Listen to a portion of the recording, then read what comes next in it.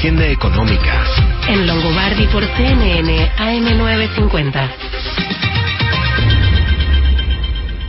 Bueno, estamos presentando entonces la agenda económica de este día, martes 23 de agosto. Vamos, Willy, ¿eh? Bueno, muy bien, Marcelo, definitivamente ayer vimos los mercados bastante expectantes, obviamente con cautela, pero finalmente terminó bastante estable en el mercado de cambios. Vimos un dólar quieto en un escenario internacional que fue complicado. Ayer las bolsas en Estados Unidos cayeron fuerte, entre 2 y 2,5%, se afirmaba el dólar a nivel internacional, y aquí el mercado tuvo un descanso, con algunas señales saludables, lógicamente en términos de recortes de gastos que se anunciaron.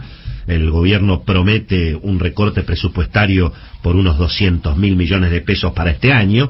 Mostró además los datos de julio, que, bueno, representaron por primera vez una caída en el nivel del gasto primario, del orden del 5%, y todo esto, desde luego, que son señales en el camino y en la dirección correcta, que habrá que ver si efectivamente se cumplen. Y en todo caso también es cierto que la inflación va a ayudar a licuar parte de ese gasto público. El dólar quedó prácticamente en torno a 298, 300 pesos el contado con liquidación, que es el que a mí me parece que siempre hay que seguir con más rigor, porque es el que mueve obviamente el volumen más importante de operaciones. 300 pesos. Es el volumen de operaciones en blanco. El dólar blue, el dólar en la calle, bueno, a veces depende de circunstancias muy particulares, pero finalmente lo importante es que habíamos tenido una corridita contra el peso el jueves y el viernes, y ayer eso por lo menos se mantuvo en pausa, ¿verdad? Desde luego que, como lo decíamos temprano, falta resolver el fondo de la cuestión, que es el problema del dólar de verdad y el dólar de mentira, como lo decimos un poco en broma aquí, porque bueno, mientras que el dólar de comercio exterior está en 140 pesos, vamos a seguir viendo lo que vimos en julio. Se conocieron los datos oficiales de comercio exterior, y bueno, en julio del año pasado habíamos terminado 1.500 millones de dólares arriba entre lo que el país exporta y lo que el país importa, y en julio de este año terminamos algo más de 400 millones de dólares abajo.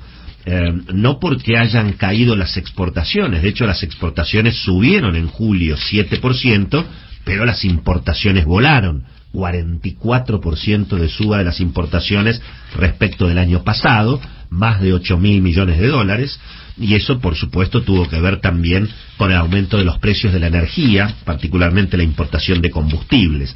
Así que ahí hay evidentemente un problema que el equipo económico, Sergio Massa, Gabriel Rubinstein, van a tener que resolver, porque en alguna medida, lo planteábamos temprano, la puja distributiva está cada vez más fuerte en términos de lograr, claro, bueno, lograr importar a 140. Es decir, vos fijate que permanentemente hay reuniones del propio ministro Sergio Massa, de sus colaboradores, con sectores empresarios.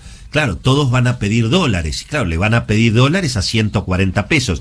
En alguna medida, lo que yo diría, claro, que todo el mundo quiere los dólares de privilegio, claro, ¿verdad? Excepto el campo, que pide un dólar más alto. Es que el campo es el que pone los dólares. Claro. Es decir, todo el mundo quiere sacarle los dólares al campo. Exactamente, todo el mundo quiere en definitiva sacarle los dólares al campo. Exactamente. Y esto que es una enorme arbitrariedad, finalmente también todo el mundo sabe que tarde o temprano va a haber que encontrar alguna fórmula para sincerar esta situación.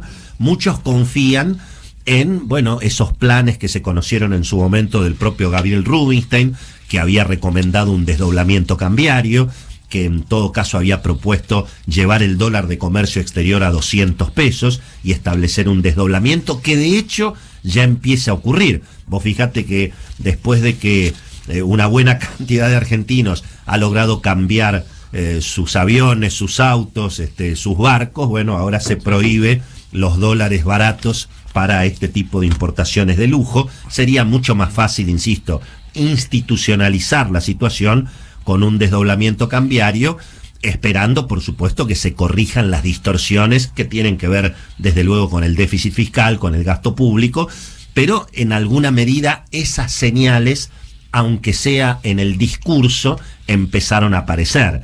Y bueno, y esto por supuesto tiene algún valor importante mirando lo que viene, que es la negociación que tiene que encarar ahora el gobierno con el Fondo Monetario. Hay quienes suponen que la situación va a ser más dura de lo que se está planteando, aunque también es cierto que finalmente Sergio Massa viaja ahora en septiembre y eventualmente parece difícil que en las primeras negociaciones reciba eventualmente un rechazo a la posibilidad eventualmente de mantener el acuerdo, que es lo que ha prometido justamente en sus primeras expresiones, mantener el déficit fiscal en línea con el acuerdo con el Fondo Monetario. Mientras tanto, bueno, la cuestión impositiva me parece que se le ha complicado al gobierno, el escenario de tensión institucional, al haberse roto ayer la convivencia política de la manera que se rompió, me parece que va a ser muy difícil, lo dijo recién Mario Negri, que avancen los acuerdos en el Congreso para que se libere a las provincias del aumento de los impuestos. El consenso fiscal que intenta avanzar el gobierno es para permitir a las provincias aumentar los impuestos a los sellos, los impuestos obviamente a los ingresos brutos, los impuestos que cobran los gobernadores. Personalmente, Marcelo, y con esto termino, sí, creo que independientemente de que se acuerde en el Congreso la ley que viene del Senado, los impuestos en las provincias igual van a aumentar, porque hay que garantizar la obra pública, y los recortes que se están en alguna medida insinuando, algo también van a afectar los fondos para las provincias. Así que con ley o sin ley, el aumento de los impuestos en las provincias me parece que ya es un hecho consumado, Marcelo. Bueno, gracias, Willy.